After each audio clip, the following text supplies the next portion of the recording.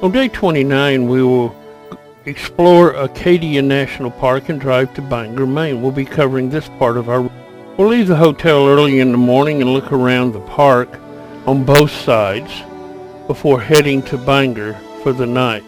We'll take a carriage ride along the way. I'll be speeding up these by 8x so that we can go all the way around the park in one time and not take too long. First, we enter Acadia National Park. It's many islands, 4 to be exact. We'll stay on Mount Desert Island for most of our day.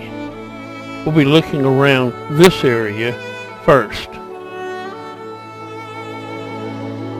We'll be taking the loop road at 8x and stopping along the way to look at the sights.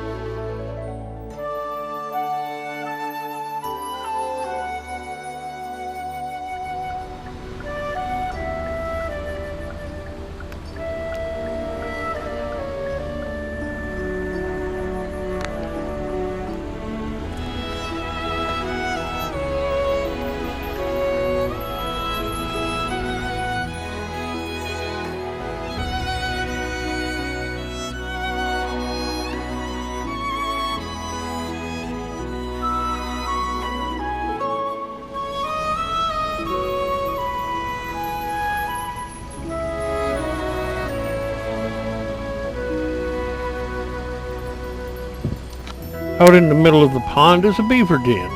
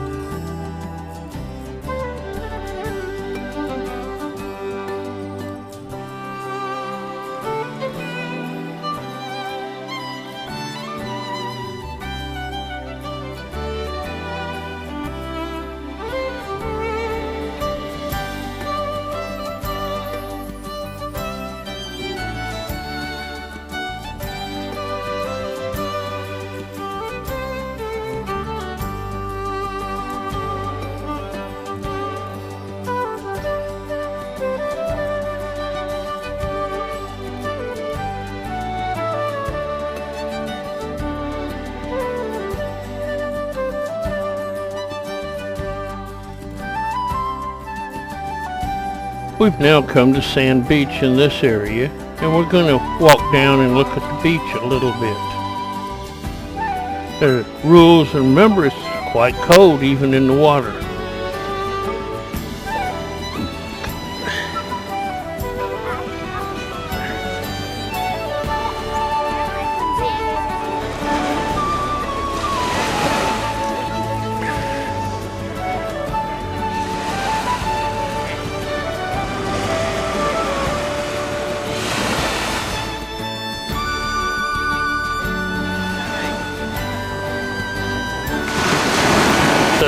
walked on the main beach. And we go swimming? I'm gonna go past this.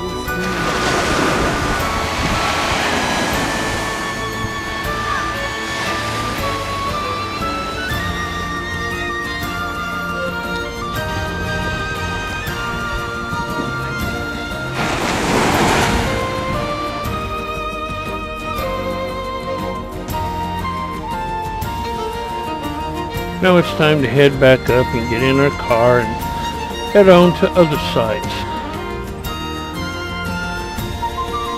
As we get into the parking lot, we see Gorman Mountain with all the people up on top. There's a beehive trail that goes up it. We're not going to be going up on this. But you can see some of the people here on top and walking up the trail.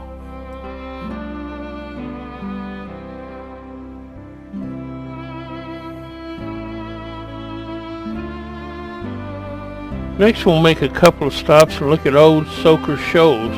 It's at high tide, so the shoals are underwater right now and only showing out with some waves.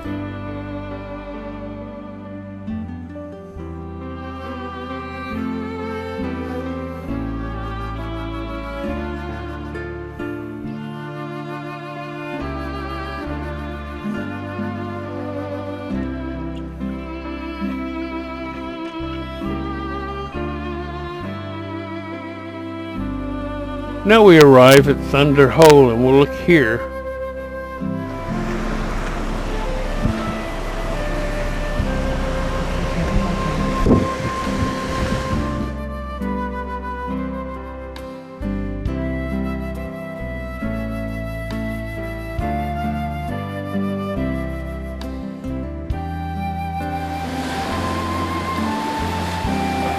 We're at low tide right now, so the water isn't pouring into Thunder Hole. But if we were at high tide, it would look like this. This is a video off the internet. And during a hurricane, it could even look like this.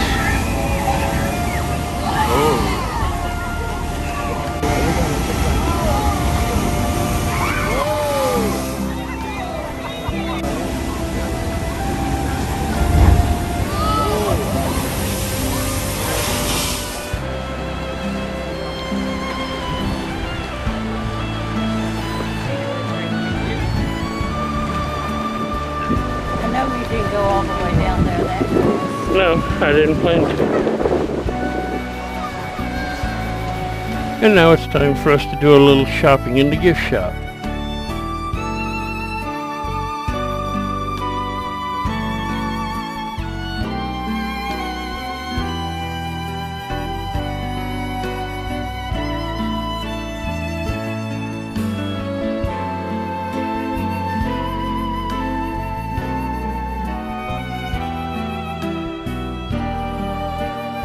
Moving on along the road, we come to Otter Cliff and look out over it.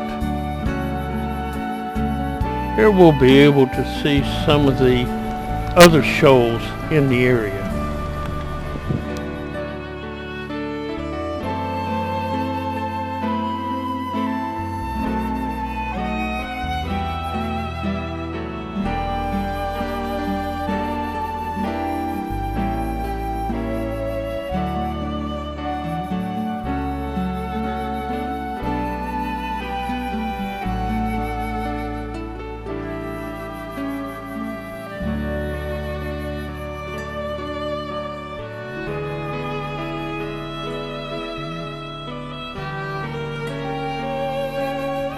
Next stop is Otter Cove Overlook.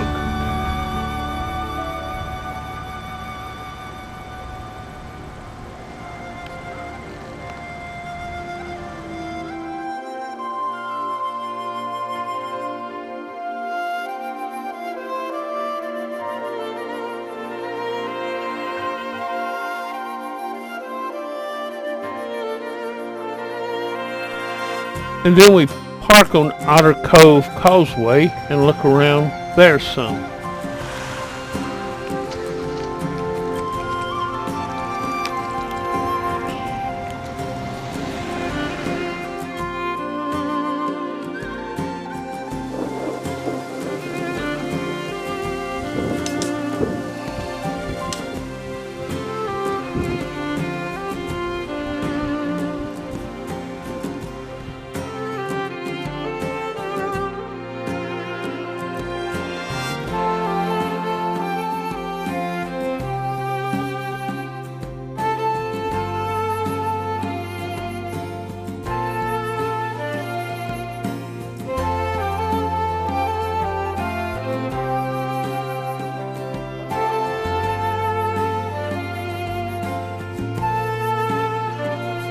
There are many lobster boats out on the water right now.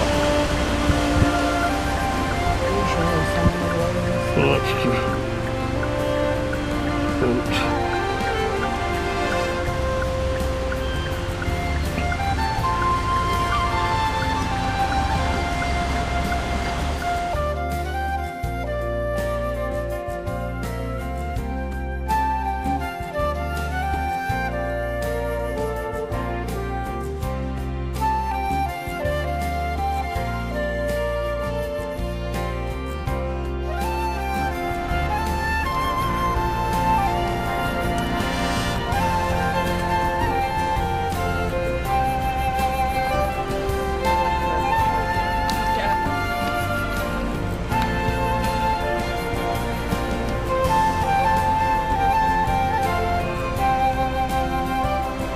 There are many mansions along the shoreline.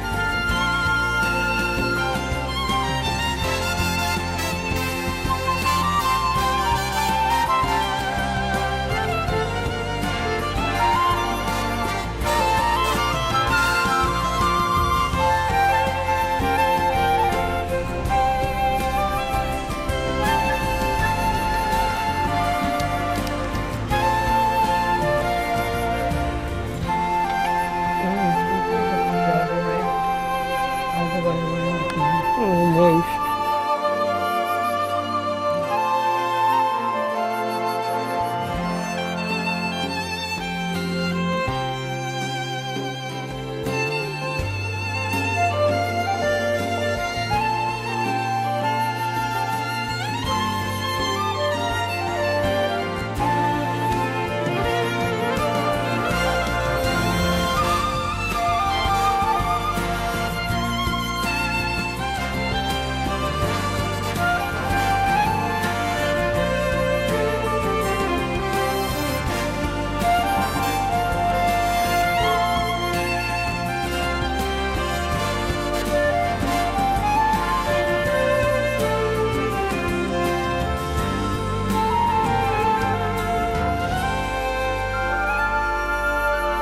We had planned to eat at Jordan Pond Restaurant, but all the parking lots are full for miles around, so we decided to leave and head into town.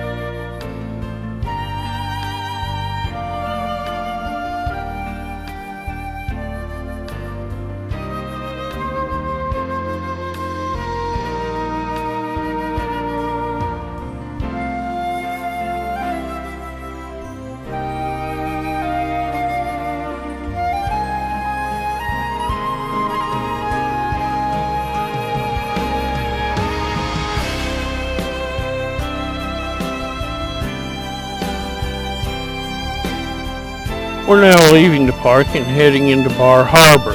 We're going to look around Bar Harbor a while we're looking for a place to eat.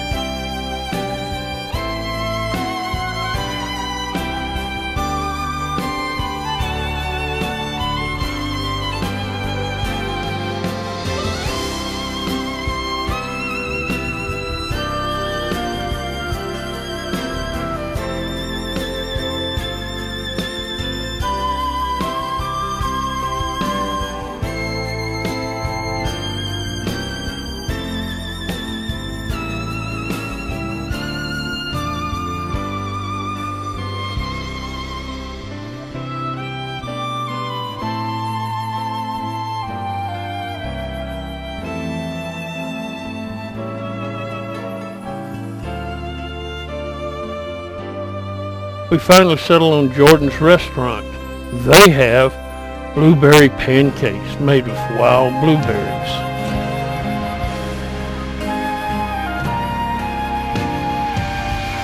Now we head back into the park for the afternoon, trying to do the loop road a second time. But the traffic is very heavy right now. People are starting to come into the park in droves, and parking is almost impossible to find. You have to drive miles along to find a place to park, and all the parking lots are full.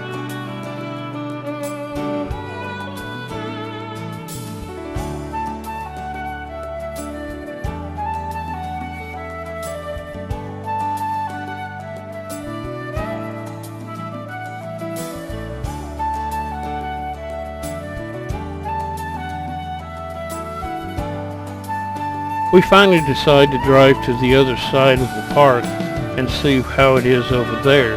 So we leave the loop road we've been on and drive to the other side of the park on the other side of the island. We'll be driving through Mount Desert, the town, on the way to the park.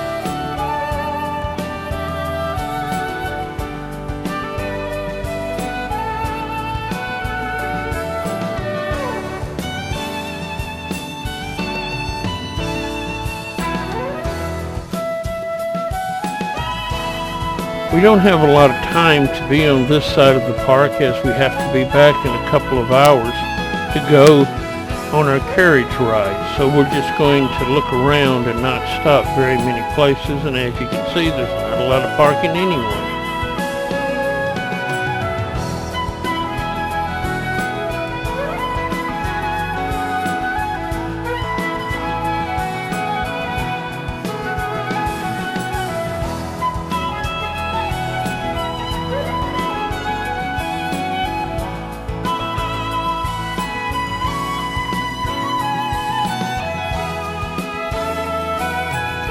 On this side of the park, we find the iconic Bass Harbor Head Lighthouse, which large numbers of pictures are made of. We got these off the internet.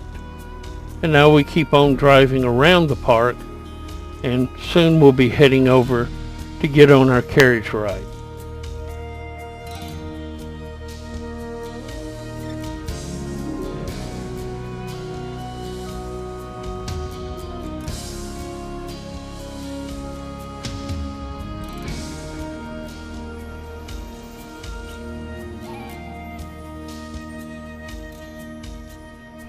As we head to the carriage ride, part of the road around the loop is a two-way road, so we don't have to go all the way back around the loop to get to where we're going.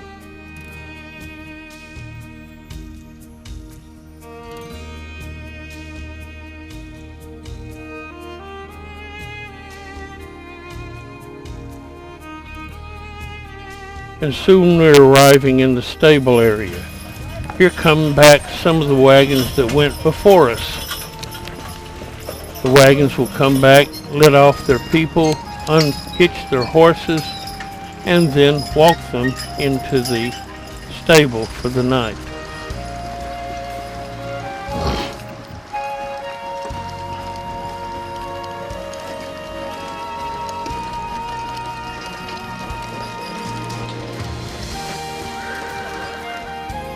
Over there, they're hitching up our horses. That's Fred on the far side and Wilma on the close side. And now they're coming to get us.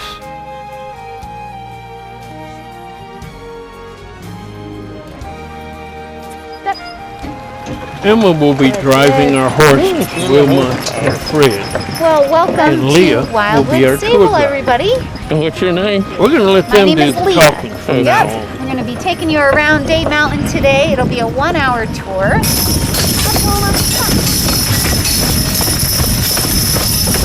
Good boy. Come up. Come up,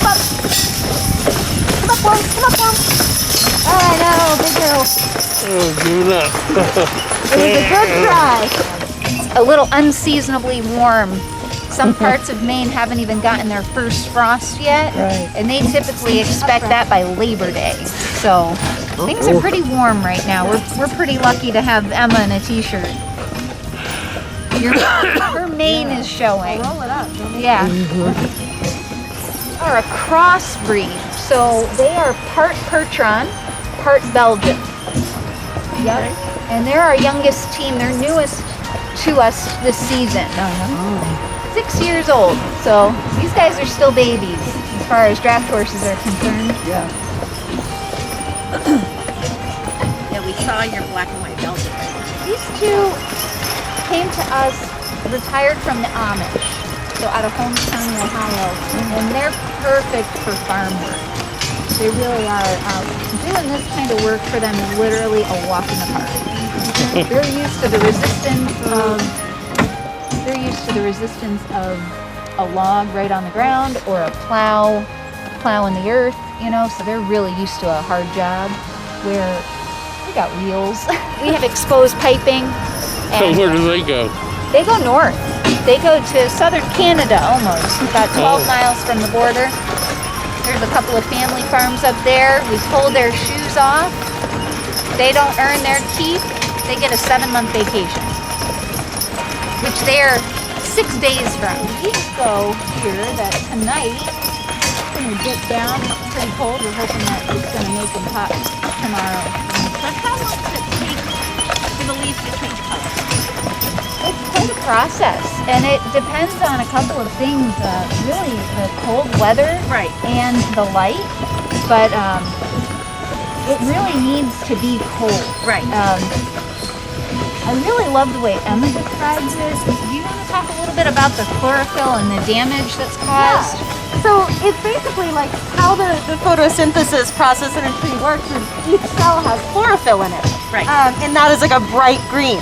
And so it's as the nights get colder and colder, that chlorophyll is shocked basically and destroyed within the leaf. And that the chemicals like break apart and they get absorbed back into the trunk to get repaired.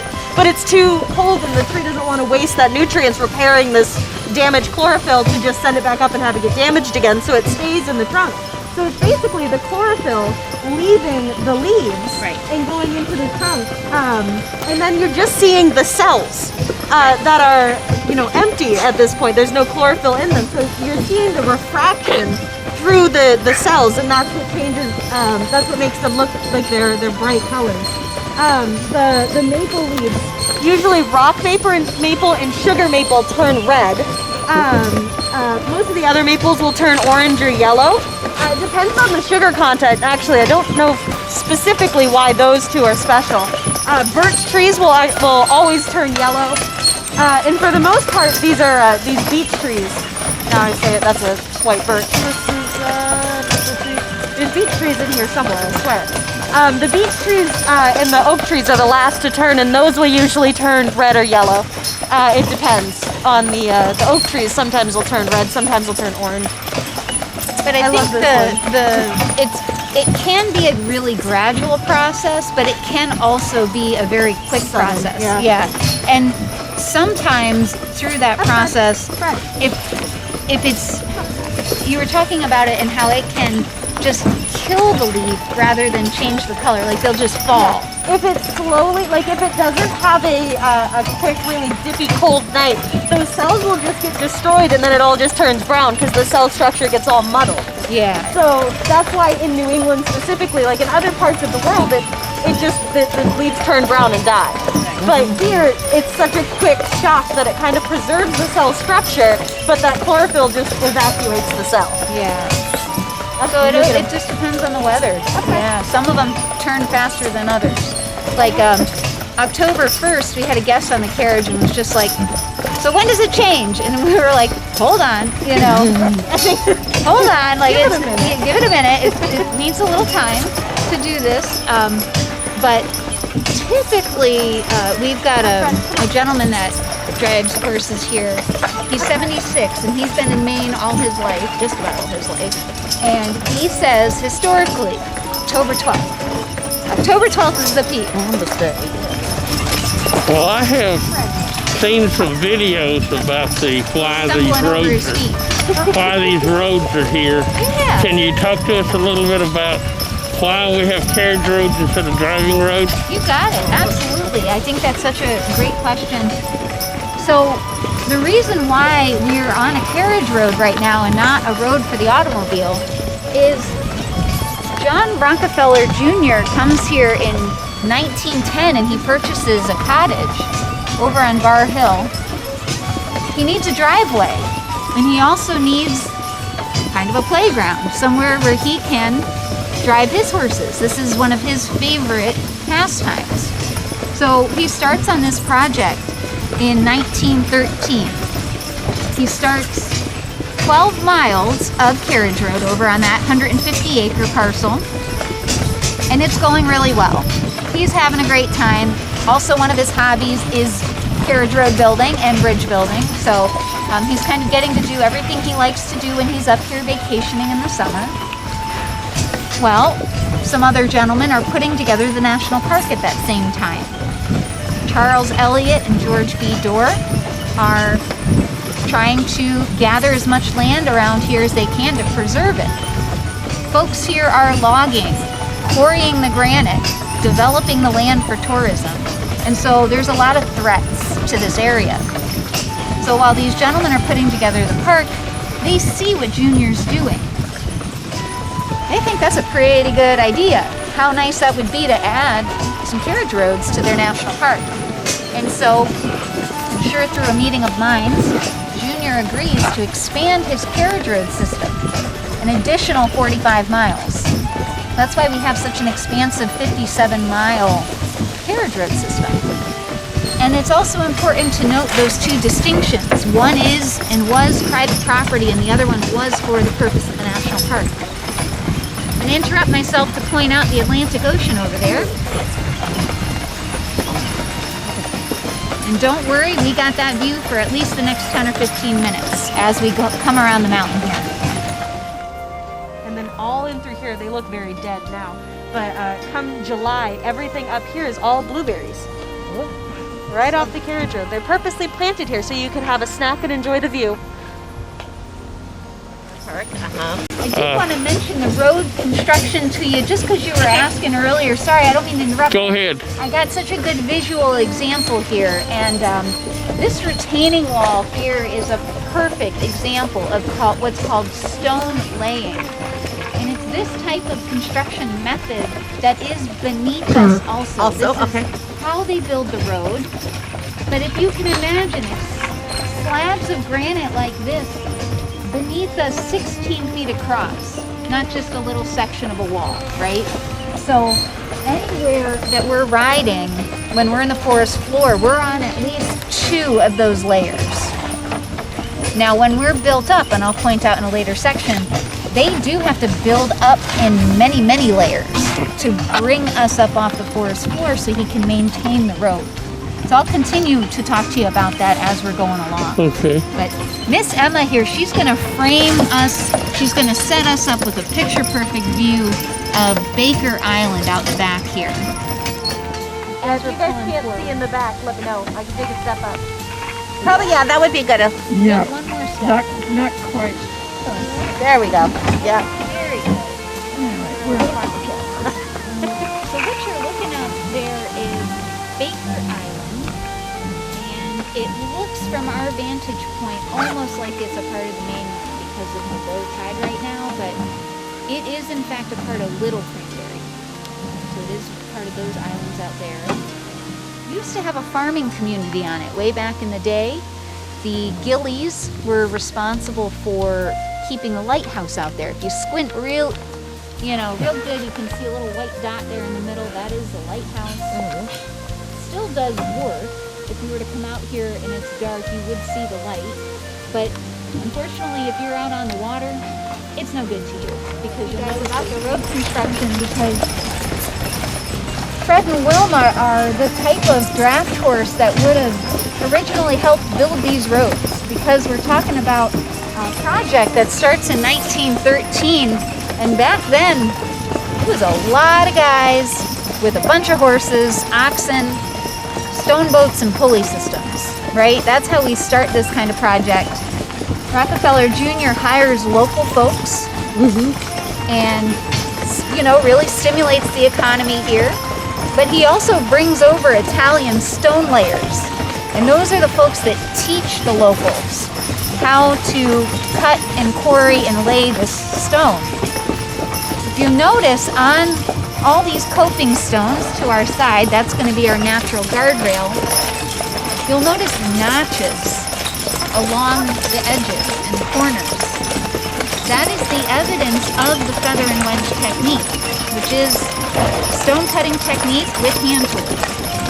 So if you can imagine, a lot of men out here laying a lot of stone for 27 years. They work through the year, so year round, through the winter. Really fun fact is you don't necessarily have to use your cutting tools through and through, and the whole idea is work smart, not hard, right? So they would get these notches drilled into the stone, and in the wintertime they could fill it with water and let the water expand. Let the water do all the heavy lifting, So pretty cool how they did what they could with what they had. Of course, as the years went by and the cranes were, better developed and they weren't so rudimentary, they would implement the newest and latest, greatest when they could. But just getting started out here, it was a pretty big project to set out for. Yes, the technology change in that 27 years was huge. Oh, yeah. Yep. That's why he was able to complete the 57 miles along with 16 granite bridges and 2 gatekeepers' houses. That's a massive project. And also, out of his own wallet, this was a private venture. He would purchase all the land himself. He would fund all of the construction. So he bought most of the land for the park itself? A good chunk of it he donated. So 11,000 acres he's credited to donating to the park. But, all the acreage for all the roads too. That was pretty important. Yeah, it was said to be a $3 million expenditure then. Which Which is 100 million now. Yeah. Yep. And whatever you translate that into today's money, I highly doubt you could do it for that now. Just with the skill involved. Everything was quiet and still, like all of us tourists go home and everything. What kind of wildlife would be out here for here? Any?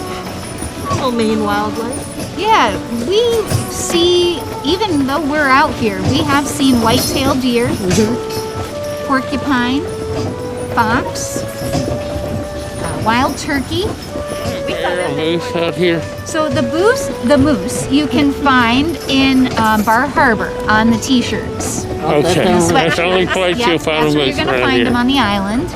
You have some wildlife right in front of us. Yeah. The wild Maine bikers. Tiredest bikers in Latin. You'll find The moose, though, more inland and more north. Okay. Yep. Yeah, they're here in Maine, just not on the island. What Yeah. about black bear? We have 5 or 6 of them. They are collared and trapped by the Park Service. I do want to point out to you the underside of the road, because as I was describing it earlier, I was showing you a retaining wall, but you can see here on the right side, 16-foot across road, and beneath it, these layers of stone are going to increase as the forest floor becomes a valley. Those coping stones up there, that's your guardrail, not secured or bolted in any way. Just resting there.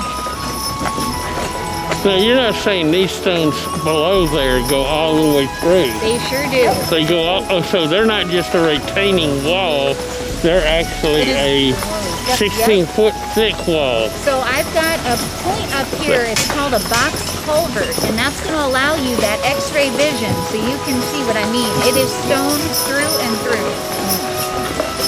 If one man cut and laid one of these large stones per day, that was a good day's work. And that's the culvert. And that's the culvert there. Right in there, you can see daylight on the other side of it. Perfect square. So you can see why they were averaging only 2 miles per year for this So when project. you see this here, those are all flat stones all the way across All the the way road. across. And now they may not be one singular stone, but there's going to be stones Okay, all the way across. Yep. all right. And then it's There's just not really filled a in set size. gravel and dirt. With nothing. And Covered with gravel and dirt. So the reason why those gaps exist is very important. It's called stone laying and not stone masonry. Stone masonry would involve a filler, like a mortar. But the gaps are important for drainage. Okay, but the top layer that we're on. Oh, yeah. That's going to be the road surface. So we've got the stones as the foundation. Clay, a layer of clay is really important because that shoots the water off either side. And then the road surface. So we've got on this section the blue-gray shale.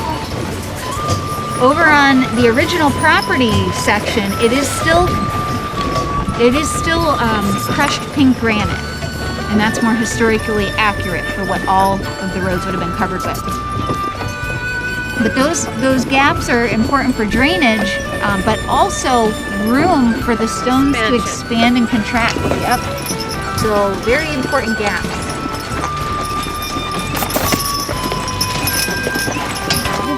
And now Deborah gets to do what she does best, harass the horses. Is that Fred? This is Fred. Yep.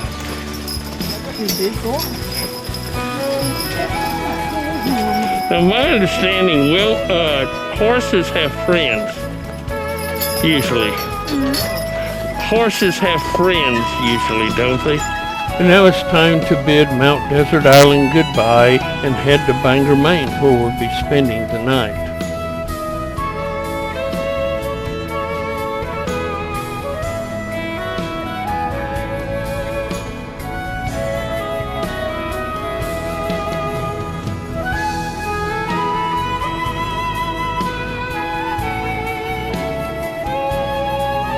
After leaving the park, we have to head back through Bar Harbor, and there's a moose. The only moose we're going to ever see.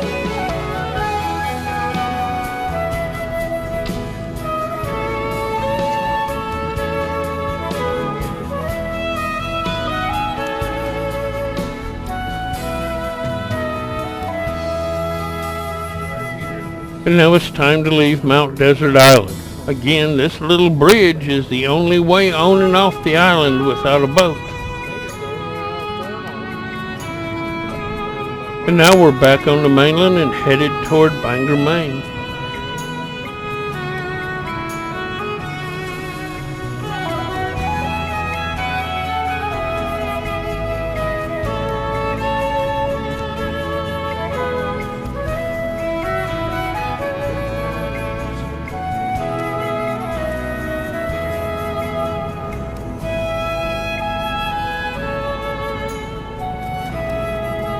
It gets dark before we get into Bangor, and then we drive through a small section of Bangor and on to our hotel for the night, which will be the Quality Inn Bangor Mall.